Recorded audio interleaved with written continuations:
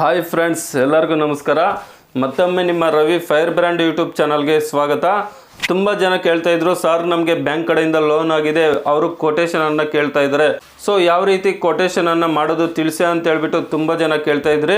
So ಈ ಒಂದು ವಿಡಿಯೋದಲ್ಲಿ PM ವಿಶ್ವಕರ್ಮ ಯೋಜನೆಯ ಲೋನ್ ಆಗಬೇಕಾದ್ರೆ ಕೊಟೇಶನನ್ನು ಬ್ಯಾಂಕಲ್ಲಿ ಕೇಳ್ತಾರೆ. ಸೊ ನಾನು ಈ ವಿಡಿಯೋದಲ್ಲಿ ಯಾವ ರೀತಿ ಕೊಟೇಶನ್ ಮಾಡೋದು ಅಂತ ತಿಳಿಸ್ತೀನಿ. ಹಾಗಾಗಿ ನೀವೇನು ಮಾಡಬೇಕಪ್ಪ ಅಂತಂದರೆ ಈ ವಿಡಿಯೋವನ್ನು ಎಲ್ಲೂ ಸ್ಕಿಪ್ ಮಾಡದೆ ಕೊನೆವರೆಗೂ ನೋಡಿ. ಅದೇ ರೀತಿಯಾಗಿ ಇನ್ನೂ ಯಾರೆಲ್ಲ ನಮ್ಮ ಯೂಟ್ಯೂಬ್ ಚಾನಲನ್ನು ಸಬ್ಸ್ಕ್ರೈಬ್ ಮಾಡ್ಕೊಂಡಿಲ್ವೋ ಅಂಥವ್ರು ಕೂಡಲೇ ಸಬ್ಸ್ಕ್ರೈಬ್ ಮಾಡ್ಕೊಳ್ಳಿ.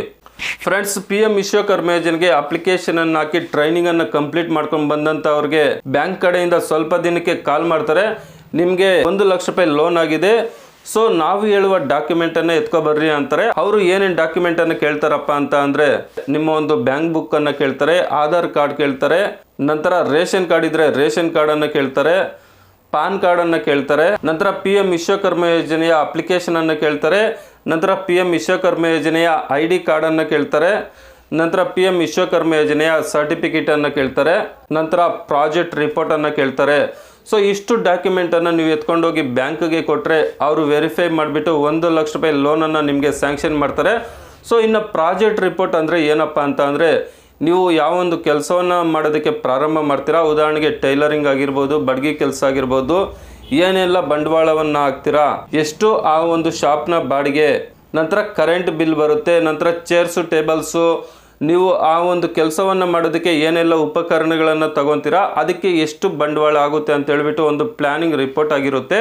ಸೊ ಆ ಒಂದು ಪ್ಲ್ಯಾನಿಂಗ್ ರಿಪೋರ್ಟನ್ನು ನೀವು ಬ್ಯಾಂಕ್ ಅವ್ರಿಗೆ ಕೊಟ್ಟರೆ ಅವರೆಲ್ಲ ವೆರಿಫೈ ಮಾಡಿಬಿಟ್ಟು ನಿಮಗೆ 1 ಲಕ್ಷ ರೂಪಾಯಿ ಲೋನನ್ನು ಸ್ಯಾಂಕ್ಷನ್ ಮಾಡ್ತಾರೆ. ಸೊ ಯಾರೆಲ್ಲ PM ವಿಶ್ವಕರ್ಮ ಯೋಜನೆಗೆ ಅಪ್ಲಿಕೇಶನನ್ನು ಹಾಕಿ ಟ್ರೈನಿಂಗನ್ನು ಕಂಪ್ಲೀಟ್ ಮಾಡ್ಕೊಂಡು ಬಂದಿದ್ದೀರೋ ಅಂಥವ್ರಿಗೆ ಒಂದಲ್ಲ ಒಂದು ದಿನ ಬ್ಯಾಂಕ್ ಕಡೆಯಿಂದ ಕಾಲ್ ಬರುತ್ತೆ. ಈಗಾಗಲೇ ತುಂಬ ಜನಕ್ಕೆ ಬ್ಯಾಂಕ್ ಕಡೆಯಿಂದ ಕಾಲ್ ಬಂದಿದೆ. ಆಗ ಅವರು ಈ ಒಂದು ಕೊಟೇಶನನ್ನು ಕೇಳ್ತಾರೆ. ಹಾಗಾಗಿ ನೀವೇನು ಮಾಡಬೇಕಪ್ಪ ಅಂದರೆ ಪೂರ್ತಿಯಾಗಿ ನೋಡಿ, ಕೊಟೇಶನನ್ನು ಯಾವ ರೀತಿ ಮಾಡೋದು ಅಂತೇಳ್ಬಿಟ್ಟು ನಿಮಗೊಂದು ಐಡಿಯಾ ಬರುತ್ತೆ. ಅದೇ ರೀತಿಯಾಗಿ ಈ ವಿಡಿಯೋನ ಪೂರ್ತಿಯಾಗಿ ನೋಡಿ, ನಿಮಗೆ ಯಾವ ರೀತಿ ಕೊಟೇಶನನ್ನು ಮಾಡಬೇಕು ಅಂತ ಹೇಳ್ಬಿಟ್ಟು ಒಂದು ಐಡಿಯಾ ಬರುತ್ತೆ. ಫಸ್ಟ್ ನೀವೇನು ಮಾಡಬೇಕಪ್ಪ ಅಂತಂದರೆ, ನೀವಿಲ್ಲಿ ನೋಡ್ತಾ ಇರ್ಬೋದು, ಇಲ್ಲಿ PM ವಿಶ್ವಕರ್ಮ ಅಂತ ಟೈಪ್ ಮಾಡಿಬಿಟ್ಟು ಸ್ವಲ್ಪ ಫಾಂಟ್ ದೊಡ್ಡದಿರಲಿ. ಟೈಪ್ ಮಾಡಿದ್ದಾದಮೇಲೆ ಯಾವ ಒಂದು ಕೆಲಸಕ್ಕೆ ನೀವು ಲೋನನ್ನು ತಗೊತಾ ಇದ್ರಾ ಅದನ್ನು ಟೈಪ್ ಮಾಡಬೇಕಾಗುತ್ತೆ. ಉದಾಹರಣೆಗೆ ಟೈಲರಿಂಗ್ ಆಗಿದ್ರೆ ಟೈಲರಿಂಗ್ ಪ್ರಾಜೆಕ್ಟ್ ರಿಪೋರ್ಟ್ ಅಂತ ಟೈಪ್ ಮಾಡಿ, ಅಥವಾ ಇನ್ನೂ ಬೇರೆ ಬೇರೆ ಥರ ಕೆಲಸಗಳಿದೆ ಈ ಒಂದು ವಿಶ್ವಕರ್ಮ ಯೋಜನೆಯಲ್ಲಿ. ಒಟ್ಟು 18 ರೀತಿ ಇದೆ.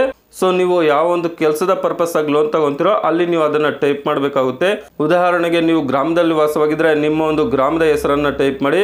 ಅದೇ ಸಿಟಿಯಲ್ಲಿ ಏನಾದರೂ ವಾಸವಾಗಿದ್ದರೆ ನಿಮ್ಮ ವಾರ್ಡ್ ನಂಬರು, ನಂತರ ನಿಮ್ಮ ವಾರ್ಡ್ ಹೆಸರನ್ನು ಟೈಪ್ ಮಾಡಿ, ನಂತರ ನಿಮ್ಮ ಒಂದು ತಾಲೂಕು ಹೆಸರನ್ನು ಟೈಪ್ ಮಾಡಿ, ಅದಾದಮೇಲೆ ನಿಮ್ಮ ಒಂದು ಜಿಲ್ಲೆ ಹೆಸರನ್ನು ಟೈಪ್ ಮಾಡಿ, ಅದಾದಮೇಲೆ ಕರ್ನಾಟಕ ಅಂತ ಹೇಳ್ಬಿಟ್ಟು ಪಿನ್ ಕೋಡನ್ನು ಹಾಕಿ. ಸೊ ನಾನು ಹೇಳ್ತಾ ಇರೋದು ನಿಮಗೆ ಕನ್ಫ್ಯೂಸ್ ಆದರೆ ನಿಮ್ಮ ಆಧಾರ್ ಕಾರ್ಡಲ್ಲಿ ನಿಮ್ಮ ಅಡ್ರೆಸ್ ಇರುತ್ತೆ, ಅದು ಹೇಗಿರುತ್ತೋ ಹಾಗೆ ಟೈಪ್ ಮಾಡಿ. ಅದಾದಮೇಲೆ ನಿಮ್ಮ ಒಂದು ಟೈಲರಿಂಗ್ ಶಾಪ್ಗೆ ಏನು ಹೆಸರಿಟ್ಟಿದ್ದೀರಾ ಅಥವಾ ಏನು ಹೆಸರು ಇಡಬೇಕು ಅಂದ್ಕೊಂಡಿದ್ದೀರಾ ಅಲ್ಲಿ ನೀವು ಈ ಟೈಪ್ ಮಾಡಬೇಕಾಗುತ್ತೆ. ಉದಾಹರಣೆಗೆ ರವಿ ಟೈಲರಿಂಗ್ ಸೆಂಟರ್ ಅಥವಾ ಹರೀಶ್ ಟೈಲರಿಂಗ್ ಸೆಂಟರ್, ಅಥವಾ ನಿಮ್ಗೆ ಇಷ್ಟ ಬಂದಿದ್ದು ಕೆಲವರು ದೇವರ ಹೆಸರನ್ನು ಇಡ್ತಾರೆ, ಅದು ಅವರವರ ಇಷ್ಟ. ನಿಮಗೆ ಯಾವ ಹೆಸರು ಇಡಬೇಕು ಅನ್ಕೊತಾ ಇದ್ರೋ ಆ ಒಂದು ಟೈಲರಿಂಗ್ ಶಾಪ್ಗೆ ಆ ಹೆಸರನ್ನು ಇಡಿ. ಅದು ನಿಮ್ಮ ಇಷ್ಟ, ಅದು ನಿಮ್ಮ ಇಷ್ಟಕ್ಕೆ ಬಿಟ್ಟಿದ್ದು. ಅದಾದಮೇಲೆ ಬೈ ಅಂದರೆ ಯಾರು PM ವಿಶ್ವಕರ್ಮ ಯೋಜನೆಗೆ ಅಪ್ಲಿಕೇಶನನ್ನು ಹಾಕಿರ್ತೀರೋ ಅವರು ಒಂದು ಅಡ್ರೆಸ್ ಡೀಟೇಲನ್ನು ಕೊಡಬೇಕಾಗುತ್ತೆ. ಅಂದರೆ ಅವರು ಶಾಪ್ ಯಾವ ಅಡ್ರೆಸ್ಸಲ್ಲಿ ಇರುತ್ತೋ ಆ ಡೀಟೇಲನ್ನು ಕೊಡಬೇಕಾಗುತ್ತೆ. ಅಥವಾ ಶಾಪ್ ಯಾವ ಒಂದು ಪ್ಲೇಸಲ್ಲಿ, ಯಾವ ಒಂದು ಗ್ರಾಮದಲ್ಲಿ ಅಥವಾ ಯಾವ ಒಂದು ಟೌನಲ್ಲಿ ಮಾಡಬೇಕು ಅಂದ್ಕೊಂಡಿದ್ದೀರೋ ಆ ಒಂದು ಅಡ್ರೆಸ್ಸನ್ನು ಅಲ್ಲಿ ಟೈಪ್ ಮಾಡಬೇಕಾಗುತ್ತೆ. ಉದಾಹರಣೆಗೆ ನಿಮ್ಮ ಒಂದು ಹೆಸರು, ಈಗ ಇಲ್ಲಿ ನನ್ನ ಹೆಸರಿದೆ, ಸನ್ನಪ್ಪ ತಂದೆ ಹೆಸರು, ಅದಾದಮೇಲೆ ನಿಮ್ಮ ಒಂದು ಗ್ರಾಮದ ಹೆಸರು, ಅದಾದಮೇಲೆ ನಿಮ್ಮ ಒಂದು ತಾಲೂಕು ಹೆಸರು, ಅದಾದಮೇಲೆ ನಿಮ್ಮ ಜಿಲ್ಲೆ ಹೆಸರು, ಅದಾದಮೇಲೆ ಕರ್ನಾಟಕ, ಅದಾದಮೇಲೆ ನೀವು ಓಪನ್ ಮಾಡುವಂತಹ ಏರಿಯಾ ಪಿನ್ ಕೋಡು. ಇಷ್ಟು ಹಾಕಿದ ನಂತರ ನಿಮ್ಮ ಒಂದು ಮೊಬೈಲ್ ನಂಬರನ್ನು ಅಲ್ಲಿ ಟೈಪ್ ಮಾಡಿ.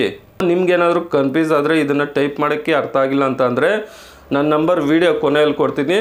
ನೀವು ಆ ನಂಬರ್ಗೆ ಆಯ್ ಅಂತ ವಾಟ್ಸಪ್ ಮಾಡಿಬಿಟ್ಟು ಈ ಥರ PM ವಿಶ್ವಕರ್ಮ ಯೋಜನೆ ಪ್ರಾಜೆಕ್ಟ್ ರಿಪೋರ್ಟನ್ನು ಕೊಡಿ ಅಂತ ನೀವು ಕೇಳಿದ್ರೆ ನಾನು ನಿಮಗೆ ಸೆಂಡ್ ಮಾಡ್ತೀನಿ. ಅದೇ ರೀತಿಯಾಗಿ ನಿಮಗೆ ವರ್ಡ್ ಫಾರ್ಮೆಟ್ ಬೇಕಾ ಅಥವಾ PDF ಬೇಕಾ ಅಂತ ಹೇಳ್ಬಿಟ್ಟು ಕಳಿಸಿ.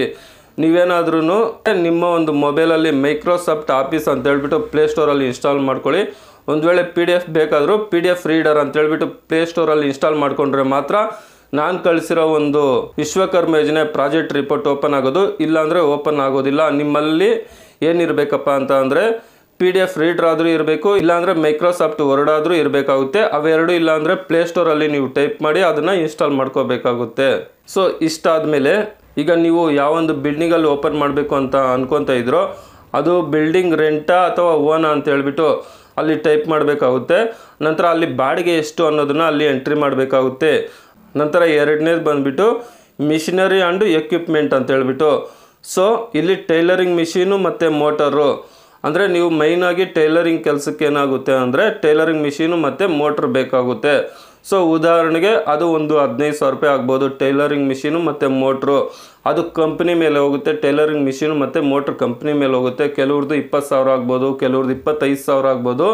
ಸೊ ಅವ್ರ ಕಂಪ್ನಿ ಮೇಲೆ ಅವರು ತಗೊಳ್ಳೋ ಐಟಮ್ ಮೇಲೆ ಹೋಗುತ್ತೆ. ನಾನು ಇಲ್ಲಿ ಒಂದು ಅಂದಾಜು ಮಾಡಿ ಒಂದು 15,000 ರೂಪಾಯಿ ಅಂತ ಹಾಕಿದ್ದೀನಿ.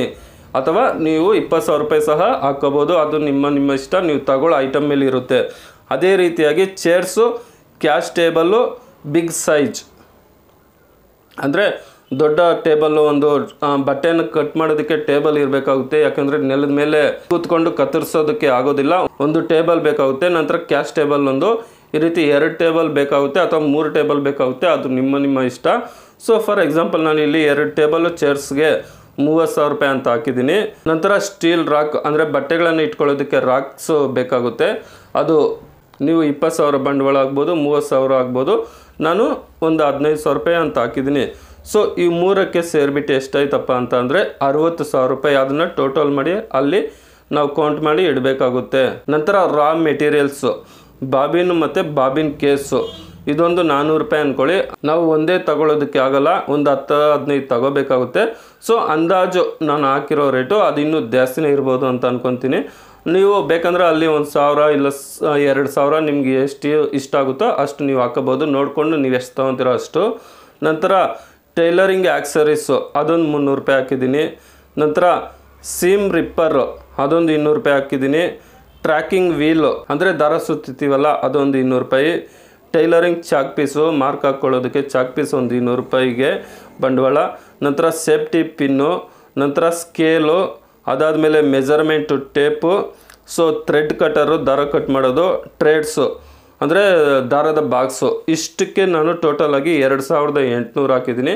ಸೊ ಅದು 5,000 ಹಾಕ್ಬೋದು, ನೀವು 10,000 ಹಾಕ್ಬೋದು. ಅದು ನಿಮ್ಮ ಅಂದಾಜು.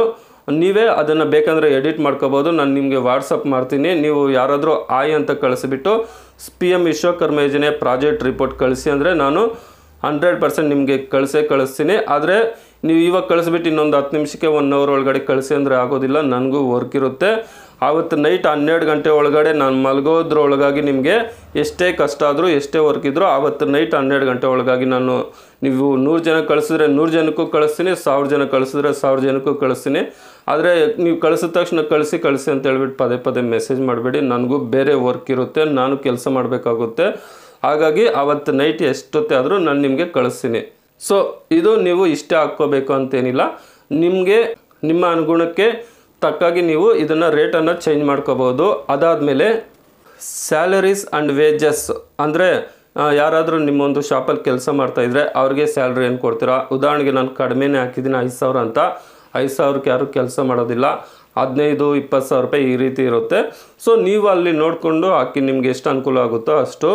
ಅದಾದಮೇಲೆ ಮಿಸ್ಲೀನಿಯಸ್ ಎಕ್ಸ್ಪೆನ್ಸ್ ಅಂದರೆ ವಿವಿಧ ಒಂದು ಸಾಮಗ್ರಿಗಳಿಗೆ ಏನು ಬಂಡವಾಳವನ್ನು ಹಾಕ್ತೀರಾ, ವಿವಿಧ ಖರ್ಚು, ವಿವಿಧ ವೆಚ್ಚಗಳ ಬಗ್ಗೆ.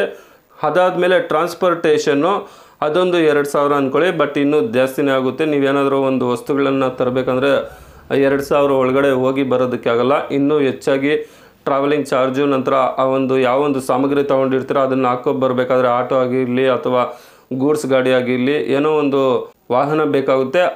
ಅದಕ್ಕೆ ಬಾಡಿಗೆ ಅಂತ ಹೇಳ್ಬಿಟ್ಟು ಇನ್ನೂ ಹೆಚ್ಚಾಗಿ ಇರುತ್ತೆ. ನಾನು ಒಂದು 2,000 ಹಾಕಿದ್ದೀನಿ. ನಂತರ ಎಲೆಕ್ಟ್ರಿಸಿಟಿ ಚಾರ್ಜಸ್, ಕರೆಂಟ್ ಬಿಲ್ 1,000 ರೂಪಾಯಿ ಹಾಕಿದ್ದೀನಿ. ಪ್ಯಾಕಿಂಗ್ ಆ್ಯಂಡ್ ಫಾರ್ವರ್ಡಿಂಗು 1,000 ರೂಪಾಯಿ ಹಾಕಿದ್ದೀನಿ. ನಂತರ ಅದನ್ನು ಟೋಟಲ್ ಮಾಡಿದ್ದೀನಿ. ಅದೇ ರೀತಿಯಾಗಿ ನೀವು ಏನು ಎಂಟ್ರಿ ಮಾಡ್ತೀರೋ ಅದನ್ನು ಟೋಟಲ್ ಮಾಡ್ಕೊಳ್ಳಿ. ಅದಾದಮೇಲೆ ಟೋಟಲ್ ಪ್ರೊಡಕ್ಷನ್ ಕಾಸ್ಟು ಅಂದರೆ ನಾವು ಇಲ್ಲಿವರೆಗೂ ಏನೇನು ಬಂಡವಾಳ ಹಾಕಿದರೆ ಅದನ್ನೆಲ್ಲ ಟೋಟಲ್ ಮಾಡೋದು. ಸೊ ರಾ ಮೆಟೀರಿಯಲ್ ಬಂದುಬಿಟ್ಟು ನಾನು 2,800 ಹಾಕಿದ್ದೀನಿ. ಸೊ ಇಲ್ಲೇನಾಗುತ್ತೆ, ಇಲ್ಲಿ ಹಾಕೋದು ತಾಳೆ ಆಗಬೇಕಾಗುತ್ತೆ. ಸೊ ಅಲ್ಲಿ ನಾವು ಏನು ಹಾಕಿರ್ತೀರಿ ಇಲ್ಲಿ ಮ್ಯಾಚ್ ಆಗಬೇಕಾಗುತ್ತೆ. ಅದು 2800 ನಾನು ಹಾಕಿದ್ದೀನಿ. ಅಲ್ಲಿ ಏನು ಹಾಕಿದ್ದೀನೋ ಇಲ್ಲೂ ಅದೇ ಹಾಕಿದ್ದೀನಿ. ಅದೇ ರೀತಿ ಸ್ಯಾಲರೀಸ್ ಆ್ಯಂಡ್ ವೇಜಸ್ ಬಂದುಬಿಟ್ಟು 5000 ಹಾಕಿದ್ದೀನಿ. ಅಲ್ಲಿ ನಾವೇನು ಹಾಕಿರ್ತೀರಿ ಇಲ್ಲೂ ಅದೇ ಆಗಬೇಕಾಗುತ್ತೆ. ಅದೇ ರೀತಿಯಾಗಿ ಮಿಸ್ಲೀನಿಯಸ್ ಎಕ್ಸ್ಪೆನ್ಸ್ ಬಂದುಬಿಟ್ಟು 4000 ಹಾಕಿದ್ದೀನಿ. ನಿಮ್ಗೆ ಎಷ್ಟು ಅನುಕೂಲ ಆದರೆ ಅಷ್ಟನ್ನು ಹಾಕ್ಕೊಳ್ಳಿ. ಅದೇ ರೀತಿ ಮಿಷನರಿ ಆ್ಯಂಡ್ ಎಕ್ವಿಪ್ಮೆಂಟ್ ಬಂದುಬಿಟ್ಟು 60,000 ಹಾಕಿದ್ದೀನಿ. ಸೊ ಟೋಟಲ್ ಬಂದುಬಿಟ್ಟು 71,800 ಆಯಿತು. ಅಂದರೆ ನಾವು ಹಾಕುವ ಬಂಡವಾಳ ಬಂದುಬಿಟ್ಟು 71,800 ಆಯಿತು. ಸೊ ನೀವಿನ್ನೂ ಜಾಸ್ತಿ ಆಗ್ಬೋದು. ನಾನು ಒಂದು ಅಂದಾಜು ಕಡಿಮೆ ವೆಚ್ಚದಲ್ಲಿ ಒಂದು ಟೈಲರಿಂಗ್ ಶಾಪನ್ನು ಓಪನ್ ಮಾಡಿದ್ರೆ ಯಾವ ರೀತಿ ಇರುತ್ತೆ ಅಂತ ನಾನು ಎಸ್ಟಿಮೇಟ್ ಮಾಡಿರೋದು. ಸೊ ನೀವಿನ್ನೂ ಹೆಚ್ಚಿಗೆ ಹಾಕಬಹುದು. ಇದೊಂದು ಅಂದಾಜು, ನೀವಿನ್ನೂ ಹೆಚ್ಚಿಗೆ ಹಾಕಬಹುದು. ಇನ್ನು men's of finance loan required from bank, ನೀವು ಬ್ಯಾಂಕ್ ಕಡೆಯಿಂದ ಎಷ್ಟು ಲೋನನ್ನು ಎಕ್ಸ್ಪೆಕ್ಟ್ ಮಾಡ್ತಾ ಇದ್ದೀರಾ? ಸೊ ಅವರು ಫಸ್ಟ್ ಟೈಮ್ 1 ಲಕ್ಷ ಕೊಡೋದ್ರಿಂದ ನಾವು 1 ಲಕ್ಷನೇ ಎಕ್ಸ್ಪೆಕ್ಟ್ ಮಾಡೋಕ್ಕಾಗುತ್ತೆ. ನಾವು 10 ಲಕ್ಷ ಎಕ್ಸ್ಪೆಕ್ಟ್ ಮಾಡಿದ್ರೆ ಅವ್ರು ಕೊಡೋದು 1 ಲಕ್ಷ, ಹಾಗಾಗಿ 1 ಲಕ್ಷ ಅಂತ ಹಾಕಿ. ನಂತರ ಓನ್ ಇನ್ವೆಸ್ಟ್ಮೆಂಟು ನಾನು ಇಲ್ಲಿ ಬಂದುಬಿಟ್ಟು 71,800 ಓನ್ ಇನ್ವೆಸ್ಟ್ಮೆಂಟ್ ನನ್ನ ಕೈಯಿಂದ ಬಂಡವಾಳ ಆಗ್ತಾ ಇರೋದು. ಸೊ ನಾನು ಅಷ್ಟನ್ನು ಮಾತ್ರ ಅಲ್ಲಿ ಹಾಕಿದ್ದೀನಿ. ನೀವು ಇನ್ನೂ ಹೆಚ್ಚಿಗೆ ಹಾಕಿದ್ರೆ ಅಷ್ಟನ್ನು ಹಾಕಿ. ನಂತರ ಅವೆರಡು ಟೋಟಲ್ ಕೂಡಿದ್ರೆ 1,71,800 ಆಯಿತು. ಅದನ್ನು ಟೋಟಲನ್ನು ಮಾಡ್ಕೊಳ್ಳಿ. ಅದಾದಮೇಲೆ ಅದ್ರ ಕೆಳಗಡೆ ಸಿಗ್ನೇಚರ್ ಆಫ್ ಕ್ಯಾಂಡಿಡೇಟ್ ಅಂತಿದೆ, ನಿಮ್ಮದೊಂದು ಸಿಗ್ನೇಚರನ್ನು ಹಾಕಿ. ಇಷ್ಟಾದಮೇಲೆ ನೀವು ನಿಮ್ಮ ಒಂದು Aadhaar card, ration card, bank passbook, PAN card, PM Vishwakarma ಯೋಜನೆಯ ಅಪ್ಲಿಕೇಶನ್ನು, ಐಡೆಂಟಿ ಕಾರ್ಡು, ಸರ್ಟಿಫಿಕೇಟು, ಗುರುತಿನ ಚೀಟಿ, ನಂತರ PM ವಿಶ್ವಕರ್ಮ ಯೋಜನೆಯ ಕೊಟೇಶನ್ನು ಇಷ್ಟು ಸಹ ನೀವು ಬ್ಯಾಂಕ್ ಮ್ಯಾನೇಜರ್ಗೆ ಎತ್ಕೊಂಡೋಗಿ ಕೊಡಿ. ಅವರು ನಿಮಗೆ ಎಲ್ಲ ಒಂದು ಸರಿ ಚೆಕ್ ಮಾಡಿಬಿಟ್ಟು ನಿಮಗೆ 1 ಲಕ್ಷ ರೂಪಾಯಿ ಲೋನನ್ನು ಸ್ಯಾಂಕ್ಷನ್ ಮಾಡ್ತಾರೆ. ಸೊ ನಿಮ್ಗೆ ಇಲ್ಲಿ ಕಾಣ್ತಾ ಇರ್ಬೋದು ನನ್ನ ಮೊಬೈಲ್ ನಂಬರ್ ಇದು. ಸೊ ಈ ಒಂದು ನಂಬರ್ಗೆ ನೀವು ಆಯ್ ಅಂತ ಮೆಸೇಜ್ ಮಾಡಿಬಿಟ್ಟು PM ವಿಶ್ವಕರ್ಮ ಯೋಜನೆ ಪ್ರಾಜೆಕ್ಟ್ ರಿಪೋರ್ಟನ್ನು ಕಳಿಸಿ ಅಂತ ಮೆಸೇಜ್ ಮಾಡಿದ್ರೆ ನಾನು ನಿಮಗೆ ಕಳಿಸ್ತೀನಿ. ಅದೇ ರೀತಿಯಾಗಿ PDF ಬೇಕಾ ಅಥವಾ ವರ್ಡ್ ಫಾರ್ಮೆಟ್ ಬೇಕಾ ಅಂತ ಹೇಳ್ಬಿಟ್ಟು ಕಳಿಸಿ. PDF ಫಾರ್ಮೆಟ್ ಆದರೆ ಎಡಿಟ್ ಮಾಡ್ಕೊಳ್ಳೋದು ಸ್ವಲ್ಪ ಕಷ್ಟ ಆಗುತ್ತೆ. ಅದೇ ವರ್ಡ್ ಫಾರ್ಮೆಟಲ್ಲಿದ್ದರೆ ನೀವೇ ಈಸಿಯಾಗಿ ನಿಮ್ಮ ಮೊಬೈಲಲ್ಲಿ ಎಡಿಟ್ ಮಾಡ್ಕೋಬೋದು. ನಿಮ್ಗೆ ಯಾವ್ದು ಬೇಕಾದರೂ ನಾನು ಕಳಿಸ್ತೀನಿ. ಸೊ ಅದೇ ರೀತಿಯಾಗಿ ನಿಮ್ಗೆ ಏನೇ PM ವಿಶ್ವಕರ್ಮ ಯೋಜನೆ ಬಗ್ಗೆ ಡೌಟ್ ಇದ್ದರೂ ಕಮೆಂಟ್ ಮಾಡಿ, ನಾನು ಪ್ರತಿಯೊಬ್ಬರ ಮೆಸೇಜನ್ನು ಓದ್ತೀನಿ, ಅದಕ್ಕೆ ಸಂಬಂಧಿಸಿದಂತಹ ವಿಡಿಯೋವನ್ನು ಮಾಡ್ತೀನಿ. ಅದೇ ರೀತಿಯಾಗಿ ನಿಮ್ಮ ಒಂದು ಸಪೋರ್ಟು ನಮ್ಮ ಚಾನಲ್ಗೆ ಸದಾ ಬೇಕಾಗುತ್ತೆ. ಹಾಗಾಗಿ ತಪ್ಪದೆ ಸಬ್ಸ್ಕ್ರೈಬ್ ಮಾಡ್ಕೊಳ್ಳಿ. ಅದೇ ರೀತಿಯಾಗಿ ಒಂದು ಲೈಕನ್ನು ಮಾಡಿ. ವಿಡಿಯೋ ನೋಡಿದ್ದಕ್ಕಾಗಿ ತುಂಬ ಧನ್ಯವಾದಗಳು. ಬಾಯ್, ಟೇಕ್ ಕೇರ್ ಫ್ರೆಂಡ್ಸ್.